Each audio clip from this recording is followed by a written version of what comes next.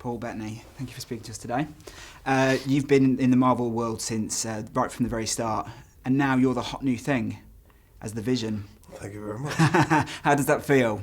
You know, it's great. It's lovely to, you know, as you say, I've been part of the franchise for 10 years, and it's lovely to finally get on set and work with all of these people that you've been supposedly working with for 10 years but haven't actually met. So, yeah, it was a lot of fun. They were very welcoming, and it was a ball. Look, we can finally talk about your character now, I guess, because the film is out, basically. A little bit.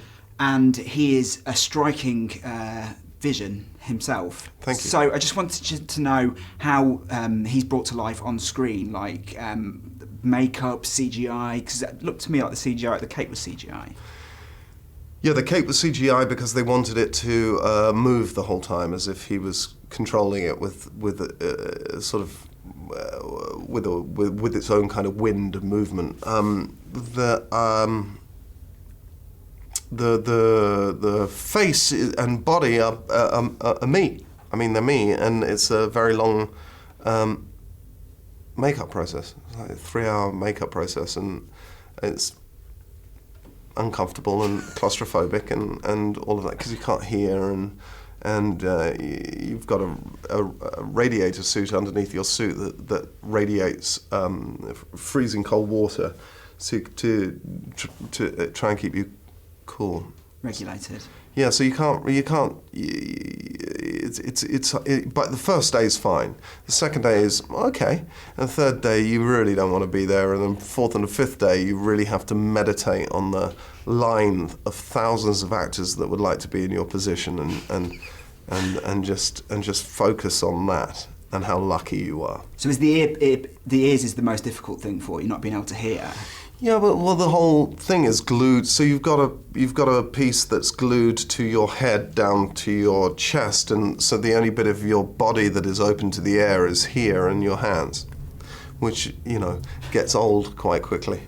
But like I say, it's uncomfortable, but it's as uncomfortable as getting paid a lot of money to be uncomfortable is. It's fine. And without giving too much away, it now seems like Vision is quite integral to the future of the Marvel films. I'm allowed to say that the character continues. The character continues. And would that be something that maybe you'd like to continue in a solo film? On your own? Oh, I don't know about that. I mean, that seems like a lot of work. In terms of, obviously you say that your character goes on. Can you talk about in terms of like how long you are committed for? Like, did you commit from the start? No, I can't talk about that. Did I commit from the start? Well, yeah, I was committed to doing Jarvis. This was a whole new thing. I found out about it about 3 years ago, and I've been keeping it secret diligently ever since. And it's really nice to sort of be able to talk about it now. But you know, the Marvel universe is very secretive. And it's hard to argue with them because they've been making money hand over fist for the last 10 years. So, and like you said, you signed up as Jarvis to start off with, and then you say Joss came to you with the idea about 3 years ago of being the Vision. Yeah. And he's quite complicated sort of character. So how did he pitch it to you? There wasn't much of a pitch. He rang me up and said, "Do you want to be the Vision in Avengers 2?" And I said yes. And it was really a very simple discussion.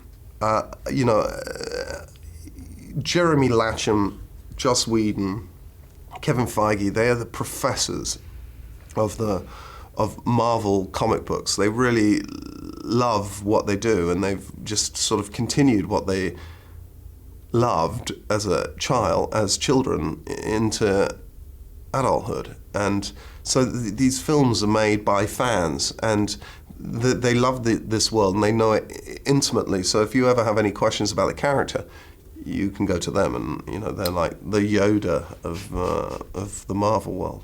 But not yourself so much in terms of the character. I didn't know. I mean, the things that I love about him, I'll never get to play somebody being born on camera ever again, and I hope, and because that would be weird.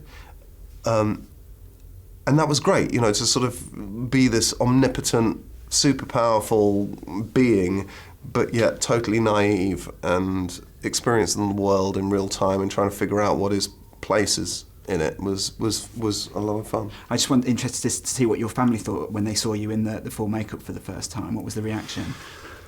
I was very worried about my daughter, who was just 3 at the time, and she loved it, and she loved it so much so that when at the end of the day I took it off, she had one of her first ever meltdowns, screaming, "I want purple, Daddy." So that was slightly humiliating.